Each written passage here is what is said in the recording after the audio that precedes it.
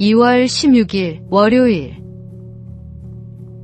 두 팔 벌린 구원자. 화재 현장에 출동한 어느 소방관은 3층 건물 옥상에서 겁에 질린 어린 소녀를 발견했습니다. 연기가 자욱한 가운데 소녀는 난간 끝에 서서 울고 있었습니다. 주변 사람들이 뛰어내려 괜찮아 라고 외쳤지만 소녀는 더욱 움츠러들었습니다.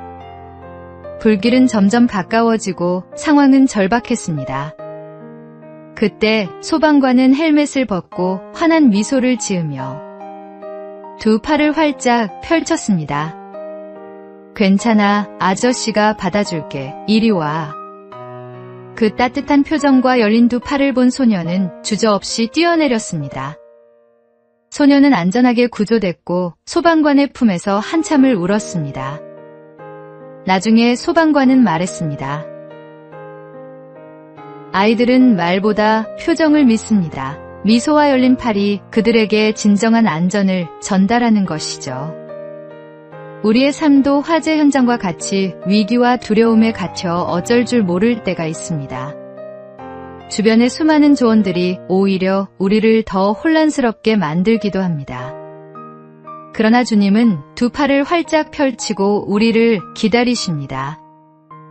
우리에게 필요한 것은 복잡한 해결책이 아니라 그 품으로 달려가는 단순하고 순수한 믿음입니다.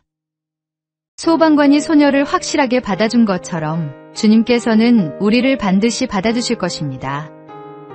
그 사랑의 품에서 우리는 참된 안식을 누릴 수 있습니다. 오늘의 말씀. 아버지께서 내게 주시는 자는 다 내게로 올 것이요 내게 오는 자는 내가 결코 내쫓지 아니하리라. 오늘의 만나. 주님께서는 오늘도 당신을 향해 환한 미소와 함께 두 팔을 벌리고 계십니다. 두려워 말고 주저하지 말고 그 사랑의 품으로 뛰어드십시오.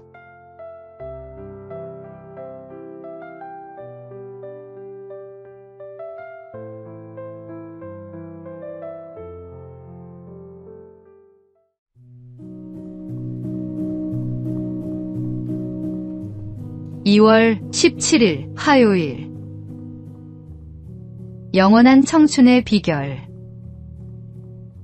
설을 지내고 우리는 한 살을 더 먹습니다. 이렇게 해가 지날수록 쌓이는 나이에는 5가지 종류가 있다고 합니다. 첫째는 달력의 나이입니다. 달력이 넘어간 수대로 먹는 나이입니다. 둘째는 생물학적 나이입니다. 건강의 나이인데 달력 나이가 70세라도 몸 관리를 잘하면 생물학적 나이는 40세일 수 있습니다. 셋째는 정신적 나이입니다. 달력의 나이보다 이 나이가 적으면 철이 없다 하고 반대인 경우는 애늙은이라고 합니다. 넷째는 사회적 나이입니다.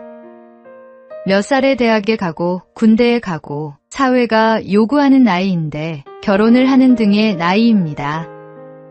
다섯째는 자각의 나이입니다. 자기가 스스로 생각하는 나이입니다. 가나안 정탐꾼 중 한 명이었던 갈렙은 85세에도 40세의 건강과 꿈을 갖고 있었습니다. 크고 견고한 헤브론도 점령할 수 있다는 믿음과 자신감을 갖고 있었습니다. 그의 달력 나이는 85세였지만 생물학적 나이와 자각의 나이는 40세였던 것입니다. 설날을 보내면서 한 살 더 먹었다고 낙심하지 마십시오. 생물학적 나이와 자각의 나이를 잘 관리할 수 있다면 우리는 영원한 청춘으로 살 수 있습니다. 오늘의 말씀. 믿음은 바라는 것들의 실상이요 보이지 않는 것들의 증거니. 오늘의 만나. 진정한 젊음은 달력이 아니라 마음에서 시작됩니다. 하나님을 향한 믿음과 소망이 있다면 우리는 언제나 젊은 영혼으로 살아갈 수 있습니다.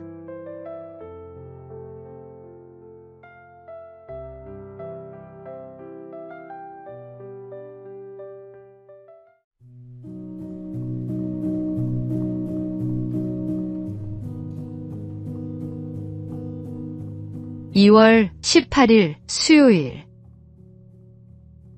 너를 믿어. 한 중학생이 학교 축제 포스터 공모전에 출품했다가 탈락했습니다. 아이는 집에 돌아와 그림을 찢으려 했습니다. 엄마, 나 그림 소질 없나 봐. 선생님도 내 그림은 너무 튀어서 안 된대. 어머니는 찢어진 포스터를 주워 벽에 붙이며 말했습니다. 엄마 눈엔 내 그림이 제일 멋진데? 이 색깔 조합 좀 봐. 아무도 생각 못한 거잖아. 아이는 고개를 저었습니다. 그게 문제래요. 너무 이상하대요. 어머니는 아이의 어깨에 손을 얹었습니다. 있잖아, 세상 사람들이 다 뭐라고 해도 엄마는 너를 믿어. 지금 당장은 남들이 이해 못해도 내가 보는 세상이 분명 특별한 거야. 그 말 한마디가 아이에게는 큰 힘이 되었습니다. 몇 년 후 그 학생은 자신만의 독특한 화풍으로 미술대학에 합격했습니다. 입학 면접에서 교수가 물었습니다. 어떻게 이렇게 독특한 스타일을 유지할 수 있었나요? 학생은 답했습니다. 저를 믿어준 사람이 있었거든요. 성경은 마땅히 행할 길을 아이에게 가르치라고 말씀합니다. 그 길은 세상이 정해놓은 기준만을 따르는 길이 아니라 하나님 안에서 각 사람에게 맡기신 고유한 길일지도 모릅니다. 오늘의 말씀. 마땅히 행할 길을 아이에게 가르치라. 그리하면 늙어도 그것을 떠나지 아니하리라. 오늘의 만나.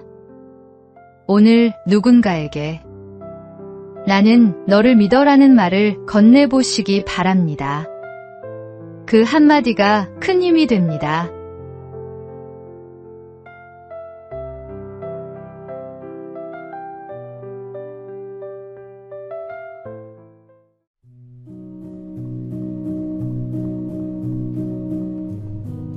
(2월 19일) 목요일.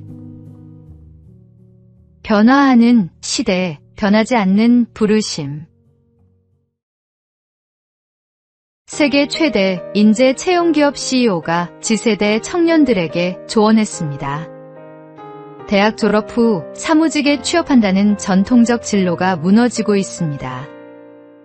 인공지능이 초급 사무직을 빠르게 대체하면서 마케팅, 디자인, 커뮤니케이션 같은 분야의 일자리가 줄어들고 있다는 것입니다. 그는 고액의 학비를 지불한 이들에게 현실을 직시하라고 말했습니다. 지금 시장에서는 바텐더, 바리스타, 건설 현장 같은 직무에서 기회를 더 쉽게 찾을 수 있습니다. 또한 기계 엔지니어, 유지보수 기술자, 트럭 운전사 등 숙련 기술 인력에 대한 수요가 폭발적으로 증가하고 있다고 강조했습니다. 그의 조언은 명확했습니다. 열정을 따르라는 말은 더 이상 바람직하지 않습니다.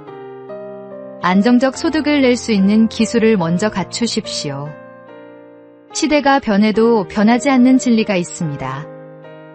하나님은 우리를 각자의 자리로 부르십니다. 그 자리가 사무실이든 현장이든 화이트 칼라든 블루 칼라든 중요하지 않습니다.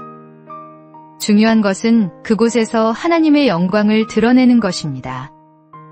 직업은 도구일 뿐 우리의 정체성은 일이 아니라 하나님께 있습니다. 오늘의 말씀. 형제들아, 너희는 각각 부르심을 받은 그대로 하나님과 함께 거하라. 오늘의 만나. 어떤 자리에 있든 그곳이 하나님께서 당신을 부르신 곳입니다. 그 자리에서 충성하시기 바랍니다.